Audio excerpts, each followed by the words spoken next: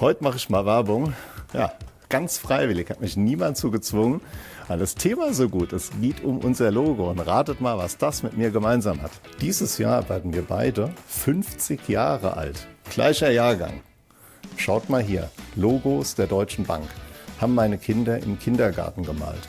Da wussten die noch gar nicht, wo der Papa arbeitet und was der überhaupt macht. Aber das Logo, das haben sie gekannt. Wie wichtig sind überhaupt Logos und wie bleiben sie im Gedächtnis? Und was steckt hinter der Geschichte von unserem Logo? Jedes Unternehmen hat heute einen Sicherheitsingenieur für das Logo, also so eine Art Logowächter. Und bei uns ist es der Christian. Sag mal, tut es nicht ein bisschen weh, wenn du siehst, wie zugeklebt das Logo ist? Nö, ehrlich gesagt überhaupt nicht, denn bei unserem Logo kommt es auf die Form an in erster Linie. Und in dem Fall sind wir am Deutsche Bank Park und da dürfen die Fans dieses Logo ruhig einnehmen und bekleben. Wie wichtig ist es für ein Unternehmen, ein Logo zu haben? Sehr, sehr wichtig. Und zwar heute noch mehr als vor 50 Jahren, als dieses Logo entwickelt wurde. Denn wir wissen natürlich, unsere heutige Welt ist umgeben von Werbung und Signalen und Eindrücken, die auf einen wirken. Und insofern muss ein solches Logo in Sekundenbruchteilen eigentlich ein Signal geben, für welches Unternehmen es steht. Eine große Tageszeitung hat mal geschrieben, ein Maler verdiente mit 5 Strichen 100.000 Mark. Der Maler war Anton Stankowski und er war übrigens Universalkünstler und Designer.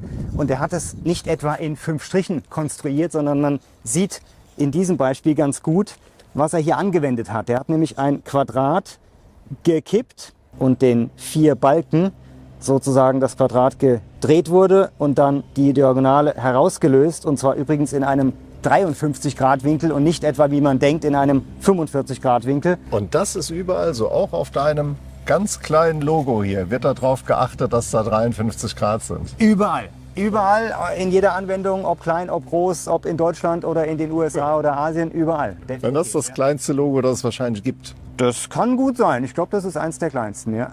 Und wenn ich dahinter schaue? Ja, dann siehst du das größte Logo hier am Deutsche Bank Park. Das ist 9,50 Meter hoch, 73 Meter breit, wenn man den Schriftzug dazu zählt, und ist damit wirklich das größte Logo, das die Deutsche Bank weltweit irgendwo stehen hat. Ernsthaft? Ist so. Hätte ich nicht gedacht. Ja, doch, da steht's. Wie ist denn jetzt unser Logo überhaupt entstanden, Christian? Tja, das war 1972. Da hat sich die Deutsche Bank dafür entschieden, ein neues Firmenzeichen entwickeln zu lassen, und zwar über einen Gestaltungswettbewerb. Und der Hintergrund war, dass die Deutsche Bank internationaler werden wollte, auch internationaler gesehen werden wollte, sichtbar werden wollte. Und daraus entstanden ist ein Gestaltungswettbewerb, an dem sich 8 Designer beteiligt haben. Und die Entwürfe dazu kann ich dir gerne mal zeigen. Da sind nämlich 140 Entwürfe entstanden. 140 hier, das ist das Booklet von damals. Und es gab eine Jury von 4 Profis, Fachleuten sozusagen, auch Designern. Und die haben sich für dieses Logo für die Deutsche Bank entschieden. Aber das ist ein ganz anderes Logo. Jo, da hast du recht, das hast du schnell erkannt. Liegt doch auf der Hand.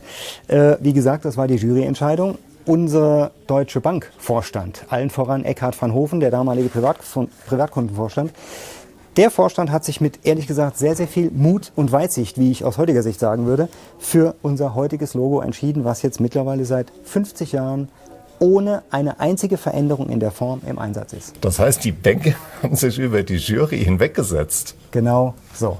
Was sagst du als Markenmensch dazu? Ja, da sage ich Hut ab, weil das war wirklich eine visionäre Entscheidung und ja, hat uns dazu gebracht, dass wir heute dieses Logo überhaupt haben.